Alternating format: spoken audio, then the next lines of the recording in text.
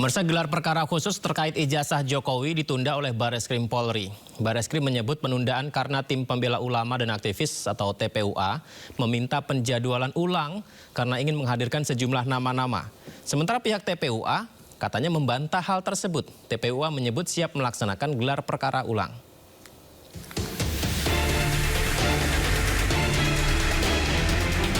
Bareskrim Polri menunda gelar perkara khusus perkara tudingan ijazah palsu Joko Widodo.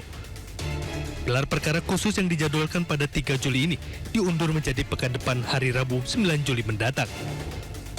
Kepala Biro Penerangan Masyarakat Divisi Humas Polri Brigjen Pol Trunoyudo Wisnu Andiko menyebut gelar perkara ditunda karena TPUA meminta perjadwalan ulang karena ada sejumlah nama yang akan dilibatkan. Karena alasan permintaan sejumlah nama tersebut, Bareskrim Polri pun menunda gelar perkara khusus dan menjadwalkan ulang pada 9 Juli mendatang. Namun hal ini dibantah pihak tim pembela ulama dan aktivis atau TPUA. Wakil Ketua TPUA Rizal Fadila menegaskan bahwa penundaan ini bukanlah permintaannya. TPUA telah siap mengikuti gelar perkara khusus hari ini. Akhirnya menunda itu adalah penuh kewenangan dari Bareskrim. Jadi bukan kita yang minta penundaan, gitu ya. Ini perlu klarifikasi bahwa TPUA tidak minta penundaan, gitu ya. TPUA sudah siap untuk melaksanakan gelar perkara khusus tanggal 3 ini, gitu kan. Tapi karena ada jawaban penundaan, ya kita akan ikuti. Desakan gelar perkara khusus terkait ijazah Jokowi ini datang dari tim pembela ulama dan aktivis. Mereka menilai pernyataan Bareskrim soal ijazah Jokowi asli tidak berimbang dan transparan. Tim Liputan iNews melaporkan. Gelar perkara yang ditunggu akhirnya terpaksa ditunda. Ijazah Jokowi kembali menjadi teka-teki di mata warga. Bareskrim Polri menahan langkah menimbang suara karena tim pembela ulama minta hadirkan nama-nama. Benarkah ini demi keadilan dan fakta terbuka? Atau sekedar sandiwara yang dimainkan siapa?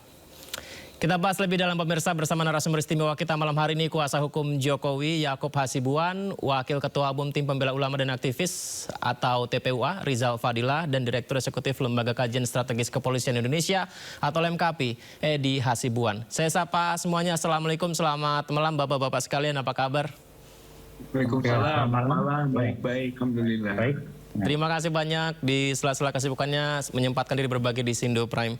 Saya pertama ke Pak Rizal terlebih dahulu. Pak Rizal, berarti ditunda ini karena permintaan teman-teman TPUA ya Pak ya? Atau Bareskrim sepenuhnya? Sebenarnya tidak. Kami mengajukan sesuai dengan yang ditetapkan tanggal 3 Juli, gitu kan. Ya kami siap melaksanakan, tapi di sana kami memohon agar nama-nama ini, itu kan, termasuk pengawas eksternal, gitu kan, beberapa pengawas eksternal, itu dibolehkan untuk diikutkan dalam gelar perkara begitu. Berarti namanya sudah dikasih duluan ya Pak ya? Ya sambil menunggu itu kemudian malam-malamnya keluar pemberitahuan penundaan gitu. Jadi demikian proses awalnya gitu. Kalau misalnya alasannya adalah karena kami menunggu nama-nama dari TPUA, nah kemudian ternyata ada perubahan di hari-hari terakhir begitu. Oh baiklah kalau gitu kita tunda lagi. Enggak, sebenarnya dari pihak Bareskrim tidak menegaskan nama-nama gitu, hanya menyebut satu nama. Wah kalau menurut satu nama saya kira tidak fair gitu kan. Sementara kita juga punya beberapa ahli yang ingin kita hadirkan, maka kita mengajukan gitu kan nama-nama, mohon diperkenankan gitu oleh pihak Bareskrim. Hal tersebut mendapat ini enggak Pak dari Bareskrim sendiri Pak setelah diajukan nama dari TPUA? Nah setelah itu langsung ditunda sampai tanggal 9. Tapi gitu kan setelah itu dalam surat penundaannya berikutnya, hari berikutnya tanggal 3-nya itu surat resminya penundaan. Nah di situ disebutkan dipersilahkan TPUA mengikut sertakan nama-nama yang dimaksud gitu oleh TPUA. Jadi dikabulkan, tapi dengan penundaan malah akhirnya jadi begitu. Gitu. Baik, Pak Rizal sepertinya ada yang menelpon. Iya. Oke, bisa mohon izin Pak, bisa di-reject dulu Pak ya, supaya diskusi kita lanjutkan terlebih dahulu. Siap. Izin saya mungkin ke Pak Yakub berikutnya. Saya mungkin manggilnya Mas Yakub aja ya. Mas Yakub, ini terkait dengan gelar perkara khusus. Kalau Anda melihat seperti apa? Karena ada nama-nama ahli juga yang dihadirkan di sana nantinya. Ya, Mas Yudi, pertama harus saya sampaikan bahwa dari kami prinsipnya melihat bahwa tidak ada kewajiban sebenarnya untuk Mabes Polri untuk melakukan gelar perkara khusus itu. Karena pertama, ini kan penghentian penyelidikan, bukan penyidikan ya, ini masih penyelidikan, sehingga tidak ada kewajiban. Nah, kemudian apalagi mengenai bahwa pelapor ingin membawa ahli sendiri, itu tidak dikenal Mas dalam hukum acara kami. Di acara kita semua bahwa pelapor mau bawa ahli sendiri, karena ketika penyelidik melihat bukan ahli dari versi mereka, ya itulah yang nanti akan digunakan. Dan kalau pelapor mau membawa ahlinya sendiri, berarti kan ada ketidakpercayaan kepada Polri di situ, padahal mereka membuat laporan kepada polisi. Itu yang pertama. Namun walaupun nanti kalau ternyata pihak kepolisian melihat memandang tetap perlu untuk melakukan gelar khusus ini, kami tentunya tetap menghormati. Tentunya dari pihak Polri pasti sudah memiliki pertimbangannya sendiri. Walaupun kembali lagi kami melihat pada prinsipnya seperti yang saya jelaskan tadi. Begitu. Baik. Mas. Saya minta tanggapannya Pak Rizal, pelapor membawa ahli sendiri, apakah ada ketidakyakinan dengan ahli lainnya? Ya saya kira itu hak dari pelapor gitu kan, karena kami keberatan kan atas pengumuman Dirtipidum pada tanggal 22 Mei yang lalu gitu kan, dengan alasan ini itu kan beberapa alasan yang kami kemukakan keberatan itu, termasuk ada beberapa orang yang menurut kami sumber daripada dugaan ijazah palsu tersebut yang tidak diperiksa gitu oleh pihak Mabes Polri. Oleh karena itu dalam status sebagai ahli ya kami ajukan gitu. Seharusnya dari kemarin juga sudah dimintakan keterangan yang bersangkutan. Lalu sekarang kita tempatkan sebagai ahli gitu. Jadi itu hak kami untuk menyampaikan. Dan ternyata pihak Barreskrim ujungnya dengan surat yang terakhir itu membolehkan gitu kan tentang siapa saja yang bisa dibawa oleh pihak pelapor gitu. Jadi demikian gitu. Diperbolehkan kok Mas Yakub dari Barreskrim ternyata? Nah, begini Mas Yudi, jadi sebenarnya ketika gelar perkara khusus itu apa sih sebenarnya esensinya? Jadi gelar perkara khusus itu kan untuk menjelaskan proses penyelidikan yang telah dilakukan oleh Polri atau penyelidik. Jadi di situ itu forumnya bukan untuk mendebatkan, oh barang buktinya harusnya ini, kemudian ini harusnya pakainya pendapat ahli ini. Itu nanti di persidangan Mas forumnya. Karena kan setiap terlapor atau tersangka atau nanti pun dia terdakwa memiliki hak untuk membela dirinya di situ. Oleh karena itu makanya ini boleh, mungkin kalau keluar dari mulut saya kan kalau teman-teman dari TPUA pasti melihatnya wah ini bias. Silakan dicek bahwa tidak dikenal itu dalam hukum pelapor dalam penyidikan membawa ahlinya sendiri. Oleh karena itu ya kami juga menunggu nanti gelarnya seperti apa. Harapan kami gelarnya tetap transparan dan sesuai dengan koridor hukum dan tidak dibuat spesial hanya untuk perkara ini. Begitu Mas. Baik, di sini ada Pak Edi. Pak Edi terima kasih ya, tadi sempat mengajar tapi sekarang menyempatkan diri berbagi.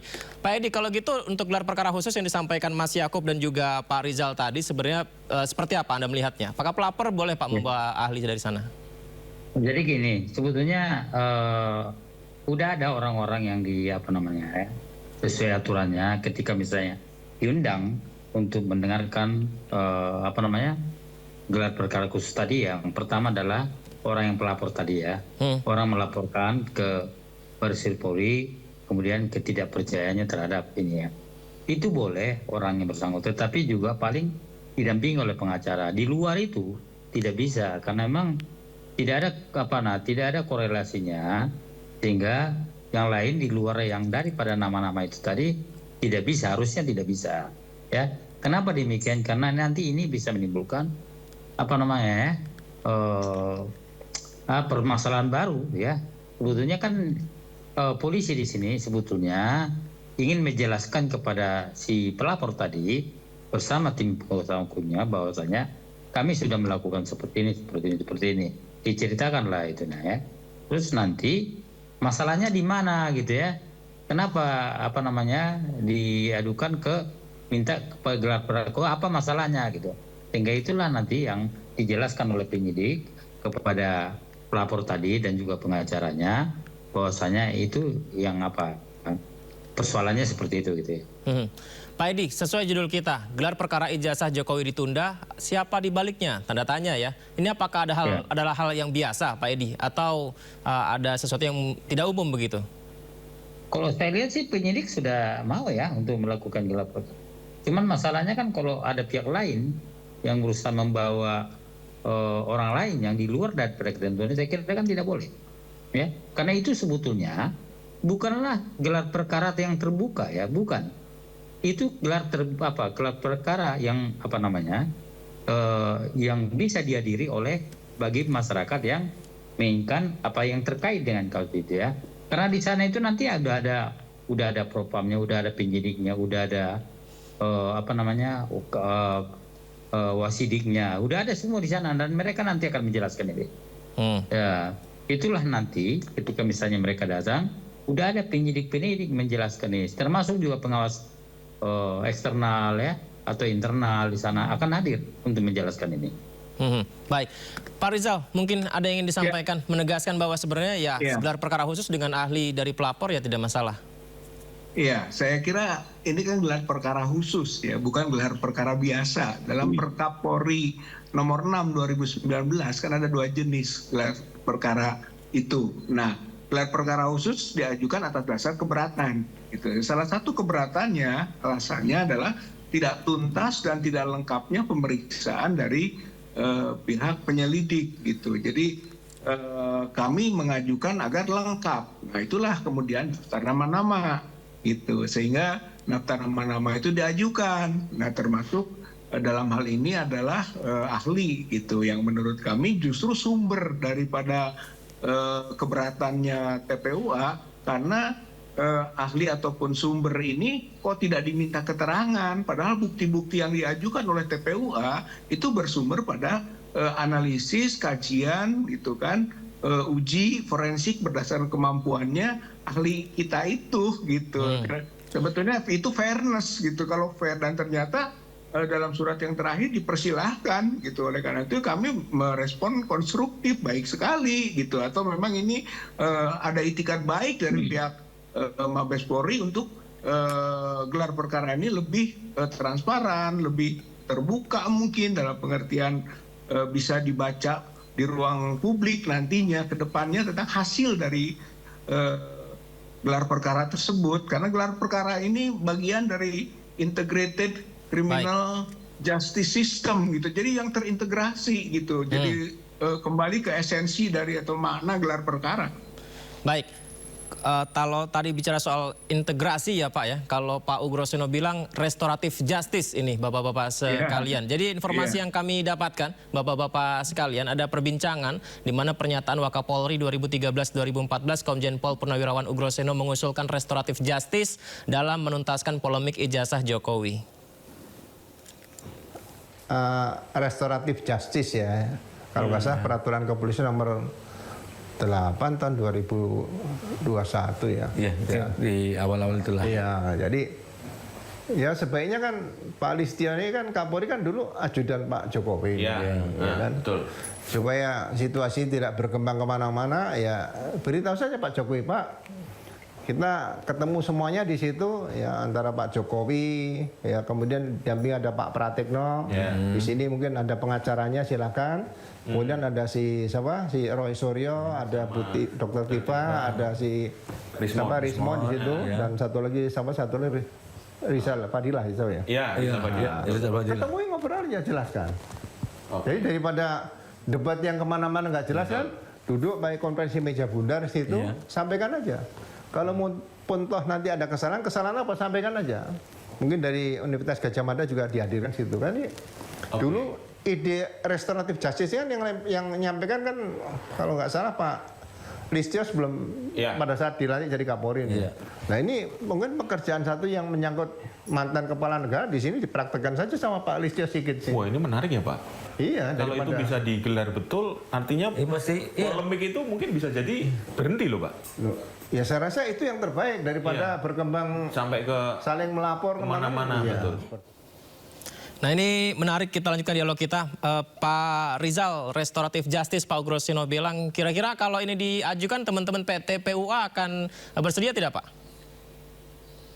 Oh iya, sangat bersedia karena apa yang disampaikan Pak mantan Wakil Kapolri, Wakil Kapolri ini memang itu yang menjadi harapan dari TPUA, itu semua pihak saja sudah, mari kita bicarakan gitu kan, jangan dibatas-batasi, apalagi tertutup atau sepihak gitu. Nah yang terjadi adalah kasus yang kemarin, yaitu gelar perkara yang pengumuman begitu saja dan sepihak gitu, sementara pihak pelapor kok tidak diajak gitu kan dalam memberi pandangan-pandangan atas hasil proses penyelidikan sehingga dibuat gelar perkara tersebut, dan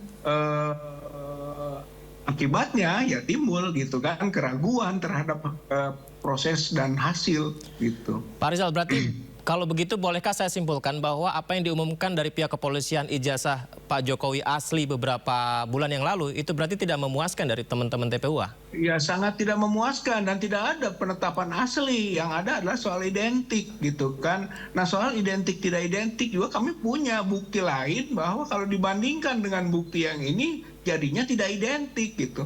Hanya framingnya kok jadi asli gitu. Itu persoalan gitu yang akhirnya kita sangat keberatan gitu kalau jadi begitu gitu. Baik. Pada identik saja bisa didiskusikan, dipermasalahkan, apalagi otentik atau asli. Woi, keberatan sekali pihak TPUA. Baik, Mas Yakub, meskipun saya tahu ya, Mas Yakub, teman-teman dari kuasa hukum Pak Jokowi ini juga sudah beberapa kali mengungkapkan ini semua sudah disampaikan pihak kepolisian bahwa ijazah asli dari pihak kepolisian. Kemudian apalagi yang mau diperdebatkan karena hukum juga sudah berjalan sampai sejauh ini. Nah, tapi dengan restoratif justice ini apakah cukup urgensi terus tetap harus bisa dilakukan, Mas Yakub, untuk tidak lagi berkembang kemana-mana kasus ini? Iya, Mas Yudi, pertama saya harus luruskan dulu tadi bahwa ada pernyataan Mabes Polri sepihak dalam press conference itu karena pelapor tidak diundang. Pertama, kami sampaikan juga kami terlapor juga tidak berpartisipasi di situ ya. Jadi teradu juga tidak diundang. Memang itu adalah rilis oleh Barreskrim sendiri. Jadi bukan hanya pelapor, terlapor juga tidak datang ya? Betul. Jadi mudah-mudahan tidak ada narasi seakan-akan itu sepihak saja, seakan-akan kita yang diundang begitu. Itu harus saya urus dulu, Mas. Nah, mengenai restoratif justice, Mas, restoratif justice itu salah satu syarat terpentingnya adalah pelaku mengakui kesalahannya dan menyesali perbuatannya, sehingga baru bisa ditemukan suatu kesepakatan lah dari korban dengan pelaku.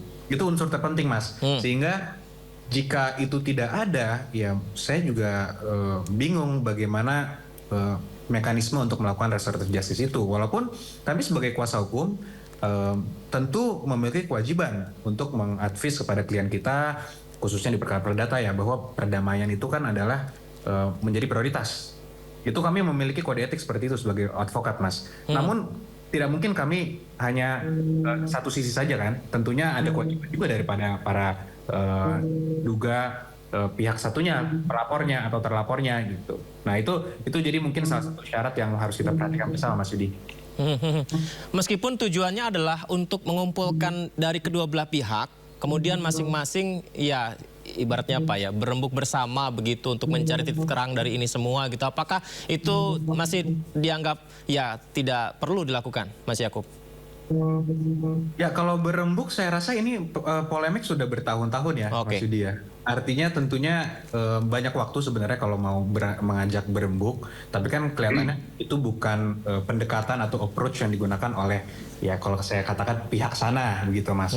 Sehingga ya kalau bahasanya restoratif justice ya kami mengacu kepada RJ yang diatur oleh peraturan perundang-undangan yang ada atau perkap dan sebagainya, yaitu harus ada pengakuan kesalahan dari para terduga pelaku begitu, Mas. Baik, Pak Edi, saya minta tolong ditanggapi, Pak Edi. Ya tentunya memang untuk pelaksanaan restoratif justice ya, aturan memang harus kan disepakati oleh dua pihak ya. Ketika misalnya satu pihak tidak ada yang mau, ya tidak bisa dilaksanakan ya. Karena kenapa? Ya itu kan berarti kan berarti yang orang yang dilaporkan tadi kan mengakui perbuatannya. Saya kira Mas Yakub juga, Bang Yakub tadi udah ngomong juga ya bahwasanya ya di dalam hal ini memang polisi kan sifatnya sebetulnya membantu ya, membantu dua pihak yang terkait dalam kasus. Tapi ketika dua pihak ini misalnya tidak ada yang cocok, misalnya itu tidak bisa dilakukan ya, karena tidak mungkin juga dipaksakan. ya satu minta satu nggak bisa, karena harus dua-duanya yang setuju ya. Jadi memang di dalam kasus ini sehingga sulit karena satu sudah dijelaskan oleh pihak kepolisian tidak percaya ya. Kemudian kalau memang terjadi seperti ini sulit. Kenapa sulit? Karena ya kalau misalnya polisi saja yang menjelaskan tidak diterima, bagaimana untuk mendapatkan apalagi ya penjelasannya ya. Ya saya kira ini yang susah ya. Jadi akhirnya terjadi seperti ini. Dan kemudian ya kita juga memahami bahwasanya Pak Jokowi kan juga merasa dihina-hina. Saya kira jangankan Pak Jokowi, kita juga mungkin kalau orang tua kita diperlakukan seperti itu mungkin kita juga pasti akan merasakan. Baik. Ya, seperti itu mungkin kita pahami dari ini. Pak Rizal, berarti akan ada bukti baru nanti ya Pak Rizal di gelar perkara khusus? Ya, saya kira nanti kita akan dengarkan juga kan uraian dari pihak penyelidik gitu kan, atau pihak yang memimpin gelar perkara khusus itu. Kemudian kita uji kan dengan bukti-bukti yang telah kita masukkan gitu. Atau kalau perlu yang kita ajukan bukti baru. Intinya adalah bahwa penyelidikan awal itu sampai menghentikan penyelidikan itu, menyebut juga tidak ada unsur pidana tanpa adanya pandangan gitu kan, keterlibatan dari pihak. Saya kira ini yang jadi persoalan. Dan bahkan kami sangat tegas sekali bahwa Dirtipidum itu telah melakukan obstruction of justice. Nah itu sudah kita adukan ke pihak Propam Mabes Polri gitu. Jadi keyakinan pihak pelapor atau TPUA sampai ke tingkat itu gitu, sampai ke tingkat bahwa Dirtipidum melakukan obstruction of justice. Baik, sayang waktu kita terbatas, banyak sekali yang saya tanyakan, tapi sayang kita harus sudahi terlebih dahulu ya. Mas Yakub, terima kasih banyak. Pak Rizal, terima kasih banyak. Pak Edi, terima kasih. Kami menunggu tanggapan dan dialog selanjutnya setelah gelar perkara khusus ini nanti akan digelar nanti ya. Terima kasih semuanya. Selamat malam. Assalamualaikum. Ya, dan pemirsa, kita ke informasi berikutnya. Ini masih terkait dengan ijazah ya, di mana ajudan Presiden ke-7 Joko Widodo diperiksa Polda Metro Jaya. Kehadirannya ini untuk memberikan keterangan masih terkait dengan kasus tudingan ijazah palsu Pak Jokowi. Ajudan Presiden ke-7 Joko Widodo, Kompol Syarif Fitriansyah dimintai keterangan oleh Polda Metro Jaya terkait kasus ijazah Jokowi. Kompol Syarif datang ke Polda Metro Jaya pada Kamis siang. Ia datang bersama dengan kuasa hukum Jokowi, Yakub Hasibuan. Saat tiba, keduanya bergegas masuk ke dalam gedung Ditreskrimum Polda Metro Jaya. Kehadiran ajudan Jokowi memenuhi panggilan polisi terkait laporan yang dibuat oleh Jokowi tentang tudingan ijazah palsu. Sebelumnya Polda Metro Jaya menerima pelimpahan dari 4 Polres di wilayah Polda Metro Jaya terkait laporan yang dibuat oleh Jokowi. Jokowi menyerahkan sejumlah barang bukti dalam laporannya terkait tudingan ijazah palsu miliknya, dan hingga kini kasusnya masih berjalan di Polda Metro Jaya. Dari Jakarta, Tim Liputan iNews melaporkan. Polda Metro Jaya menjadwalkan pemeriksaan pakar telematika Roy Suryo sebagai saksi kasus pencemaran nama baik serta kegaduhan terkait ijazah palsu Presiden ke-7 Joko Widodo.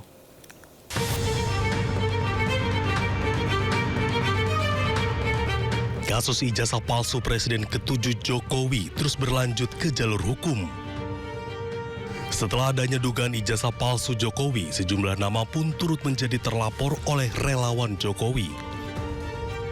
Salah satunya pakar telematika Roy Suryo yang dilaporkan ke Polda Metro Jaya terkait pencemaran nama baik dan kegaduhan akibat tudingan ijazah palsu tersebut. Rencananya hari ini Polda Metro Jaya kembali jadwalkan pemeriksaan terhadap mantan Menpora Roy Suryo sebagai saksi. Pemeriksaan tersebut juga merupakan pemeriksaan kali kedua Roy Suryo di Polda Metro Jaya. Saudara RS terjadwal akan diambil keterangan dalam rangka klarifikasi di tahap penyelidikan itu hari ini, hari Kamis tanggal 3 Juli. Saat ini penyelidik masih menunggu apakah hadir atau tidak.